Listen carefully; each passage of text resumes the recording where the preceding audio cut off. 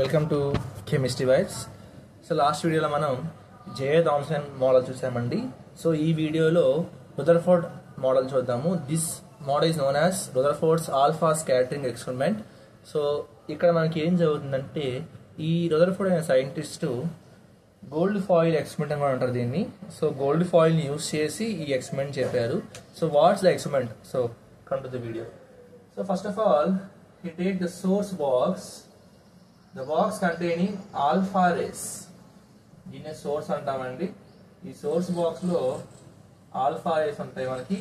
Alpha race means, alpha రే ఏంటంటే మనకి 2 neutrons 2 protons combined గా ఉంటే గనక దాన్నే ఆల్ఫా రే అంటాము. మళ్ళీ 2 న్యూట్రాన్స్ 2 ప్రోటాన్స్ కాంబినేషన్ ని ఆల్ఫా రే అంటాము. సో ఈ ఆల్ఫా రే ఉన్న సోర్స్ బాక్స్ తీసుకున్నారు. సో ఇక్కడ మనకి he placed a gold foil, a gold foil ని ఆయన ప్లేస్ చేశారు. సో ఆల్ఫా రేస్ కనుక నేను పాస్ చేస్తే, ఈ ఆల్ఫా రే ఈ గోల్డ్ ఫాయిల్ దాటుకొని ముందుకు వెళ్ళే టైంలో, సో ఇక్కడ మనకి చూడండి, ఇక్కడ మనకి ఏముంటుందిరా బాబు అంటే జింక్ సల్ఫైడ్ స్క్రీన్ అంటారు దీన్ని జింక్ సల్ఫైడ్ స్క్రీన్ అనడం జరుగుతుంది.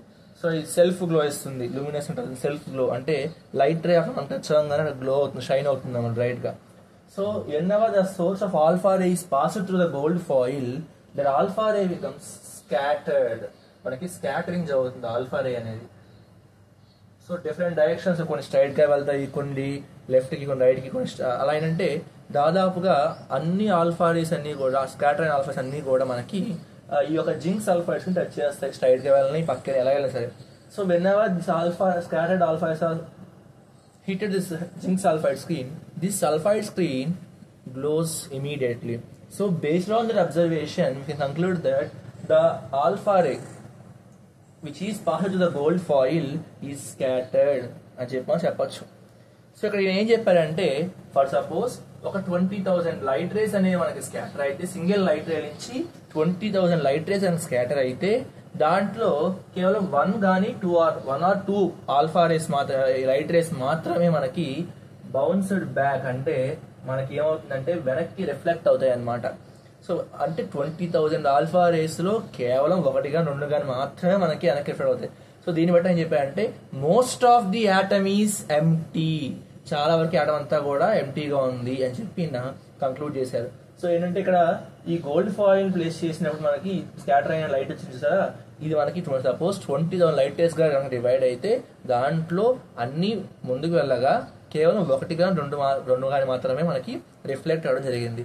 దాన్ని బేస్ చేసుకుని ఆయన ఏంటంటే most of the atom is empty అని చెప్పి నేను చెప్పడం జరిగింది.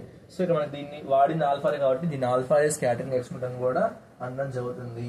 సో మనకి ఏంటంటే మోస్ట్లీ పాజిటివ్ ఛార్జ్ అనేది మనకి nucleus centre of the atom లో ఉంటుంది, న్యూక్లియస్ అంటాం దాన్ని. So almost mass of an atom అనేది న్యూక్లియస్ ప్రెసెంట్ అయి ఉంటుంది. ఓకే, దీన్ని బట్టి నెక్స్ట్ వచ్చేసి మనం చెప్పుకోవాల్సిన విషయం ఏంటంటే, ఇంకా మీకు చెప్పాల్సిన విషయం ఏంటంటే, సైజ్ ఆఫ్ 10⁸ సెంటీమీటర్స్ ఉంటుంది మనకి.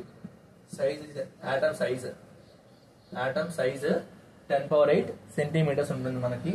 అలాగే సో డ్రాబ్యాక్స్ ఏంటంటే, మనకి ఫస్ట్ ఇప్పుడు ఇదంతా కూడా బాగానే ఉంది. సో దీని డ్రాబ్యాక్స్ అంటే మనకి ఎందుకని ఇది క్లిక్ అవ్వలేదు అంటే, స్టెబిలిటీ ఆఫ్ ఆటమ్ గురించి ఎక్స్ప్లెయిన్ చేయాలి. ఫస్ట్ థింగ్ ఏంటంటే, స్టెబిలిటీ గురించి, ఆటమ్ యొక్క స్టెబిలిటీ గురించి ఎక్కడా కూడా ఎక్స్ప్లెయిన్ చేయలేదు. So he said that atom is in circular shape, circular path. Okay, so మనకి మూవింగ్ పార్ట్ అనేది సర్క్యులర్ పాత్ లో ఉంటుందని చెప్పి ఈయన చెప్పారు. సో అలాగే లైన్ స్పెక్ట్రా గురించి కూడా మనకి ఎక్కడా కూడా ఎక్స్ప్లెయిన్ చేయలేదు. So these are the drawbacks of the Rutherford model. So I hope you understand. Thank you.